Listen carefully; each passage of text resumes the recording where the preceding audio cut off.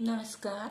मैं Shashi Prabha Saraswat, associate professor Hindi, Shri Kalyan राजकीय कन्या महाविद्यालय सीकर। प्रिय विद्यार्थियों, यूट्यूब चैनल के इस ऑनलाइन क्लास में आप सभी का हार्दिक अभिनंदन। हमारी व्याख्यानमाला अनवरत रूप से जारी है। उसी क्रम को आगे बढ़ाते हुए हम मीराबाई का अगला पद कर रहे हैं, जो निम्नानुसार है। विरहिणी बावरी सी भई, सुने भवन में ठाडी होई के टेरत आह दई। दिन नई भूख रेण नई निंद्रा, भोजन भावन गई। लेकरी अंजरो अंशुमन पूछे, उगरी गात गई। मीरा के मनमोहन प्यारे, जाता कछु न कही। कुछ कठिन शब्द है, उनके अर्थ पहले कर लेते हैं। जैसे दई, दई का अर्थ होता है देवता या देती हुई। निंद्रा का अर्थ होता है नींद। उगरी यानी उघाड़ा। निम्नलिखित अवतरण मीराबाई द्वारा रचित मीरा मुक्तावली में संकलित पदों से लिया गया है। इसमें मीरा ने खुद को विरहिणी एवं प्रोषित पति का नायिका के रूप में चित्रित किया है और अपनी कांता भाव की भक्ति को व्यक्त किया है।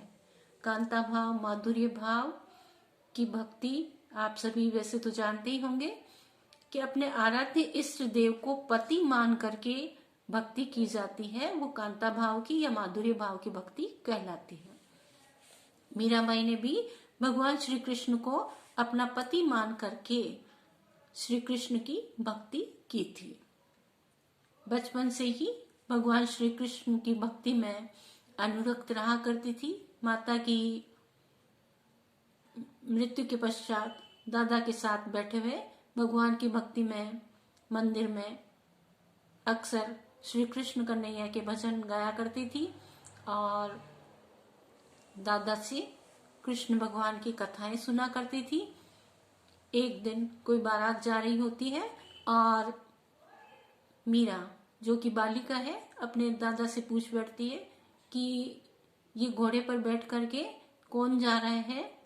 तो दादा उत्तर देते हैं कि ये बेटा कोई किसी की बारात जा रही है और दूल्हा घोड़े पर बैठ के जा रहा है और अपनी दुल्हन लेकर के आएगा।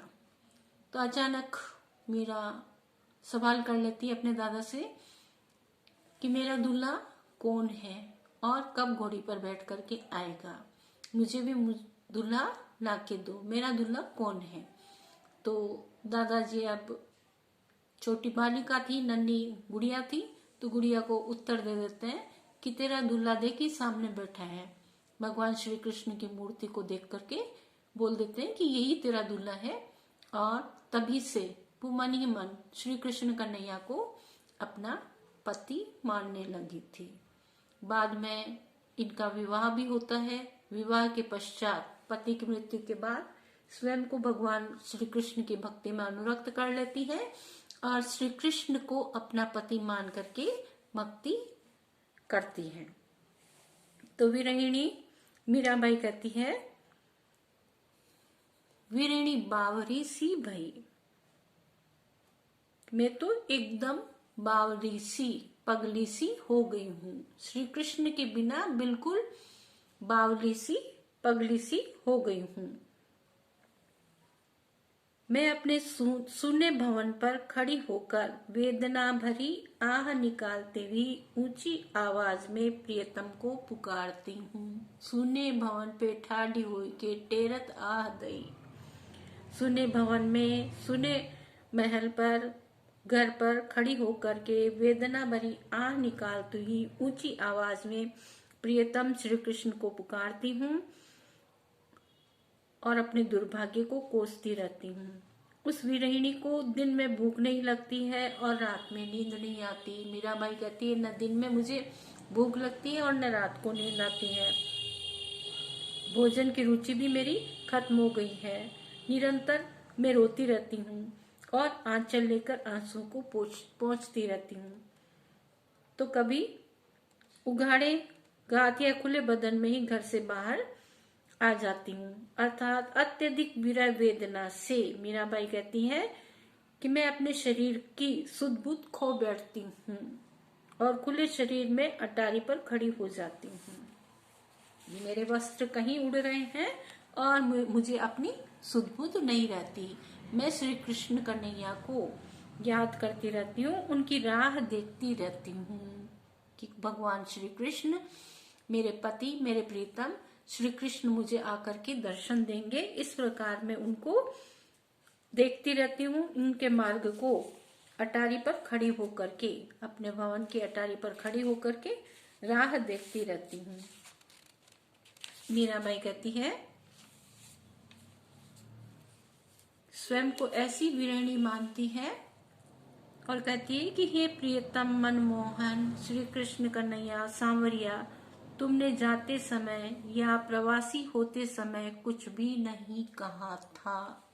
मैं तो तुम्हारी प्रोसित पति का नायिका हूँ।